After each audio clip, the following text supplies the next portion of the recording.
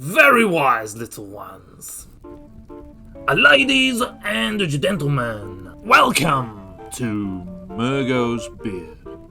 Small lore drop from Fable today, nudging us ever so slightly towards the new and yet to be decided, potentially improved History of Albion. Now, all of this comes from a book titled Albion, a biography, and we get exclusive extract part 1 on the dark origins of Albion.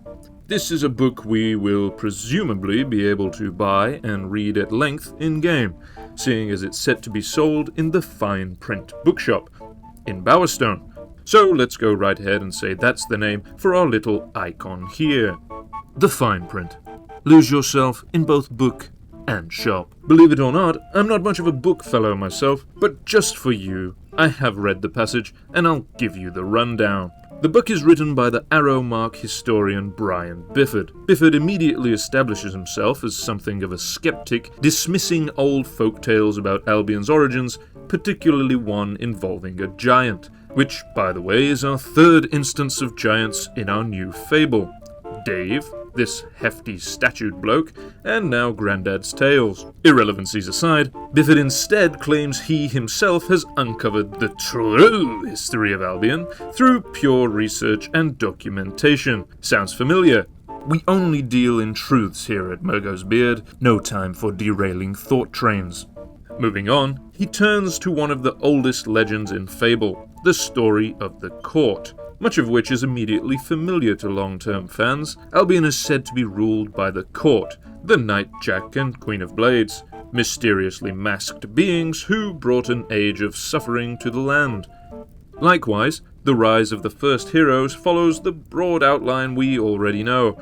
William Black. This time, however, he's accompanied by two lesser-known heroes of Blood and Bower. Interesting names, eh? These heroes awakened incredible command over Will and overthrew the court, beginning the Age of Heroes. In the original Fable lore, William's victory is far more detailed. He steals the Sword of Aeons, which offers him the power to defeat the court in exchange for his soul. Armed with the legendary blade, he single-handedly climbs Mount Ruon, defeats the Knight of Blades, battles Jack until only his mask survives, and then wages a weeks-long war against the Queen of Blades, so immense it literally reshapes Albion itself. Afterwards, William becomes the Archon, the first ruler of the Old Kingdom, and the Age of Heroes begins. Bifford strips almost all of these details away. There's no mention of the Sword of Aeons at all, no Archon title, no epic battles across the continent, and no explanation of what becomes of Jack after his defeat. Instead, he introduces entirely different theories. One claims Jack of Blades betrayed the other two members of the court, causing their downfall. Jack does have the other masks displayed on his person. Are they memorials kept out of honor, or, with this theory, perhaps trophies to show dominance? Another theory suggests the court simply got bored and abandoned Albion altogether, meaning they were never truly defeated in the first place. And then comes Bifford's own conclusion. He argues that the court's voidal origins are simply myth, and rather they were just some tyrants whose story became exaggerated over centuries. He even suggests the whole sham be hero propaganda to legitimize their own rule after seizing power. His book reads, "It would make sense, would it not, for the Old Kingdom's newly emerging heroic ruling class to create an elaborate fantasy that legitimized their rule. Even today, the legend of the court can be found celebrated in murals found within the Heroes Guild itself. Or so I'm told. The Guildmaster wouldn't let me in." So there you have it. It's all just some bloke splurging his truths into a book. We're no closer to anything really, and so, well, yeah. That's enough from me. I'll see... Wait, where's Murgo? Why, hello children. Feast your eyes. This little trinket right here, whilst rather ordinary it may seem, is the one and only key to the Heroes Guild. I went to me old mate Humphrey, you see, and through some of my mystical negotiations, you might say, I have obtained this truly wondrous item. Shut your tricksy merchant mouth, Murgo. How could you possibly... Behold! Whoa. This is the Chamber of Fate. You were telling the truth. How did you get this from Humphrey anyway? Oh, whatever. We're here now. My goodness, there they are. The murals Bifford mentioned. Let's take a closer look, shall we? Oh, simply magnificent. Now let's calm down just a tad. If these murals are anything to go by, it's immediate alarm bells for Bifford. Because here they are, the court, depicted exactly as the legend describes them. 3 distinct, monstrous and supernatural-looking beings standing above Albion with this rather unpleasant black and red corruption spreading around them. Here we get our first ever look at the Knight and Queen of Blades too, and honestly, my satisfaction levels are through the roof. Mural 2 gives our first look at the great heroes, William Black, Blood, and Bower. William stands in the center, sporting the Deluxe Edition Splendid Armor cosmetic set. Blood in the Black Deluxe Edition Bastard Armor cosmetic set stands below him on the left, and Bower, the gold armored hero, stands on the right. I wonder if Bower's armor and the helmets to these cosmetic sets will also be available in-game. And how do I know which is Blood and which is Bower, you ask? Well, just makes sense, doesn't it? Their contrasting designs parallel the cities perfectly. Below them you've got the people of Albion looking up and reaching towards the 3 heroes. It's certainly the type of image which hero haters like Bifford could class as propaganda. Now look at this. The 3rd mural is sublime. Here we see the heroes actually facing the court.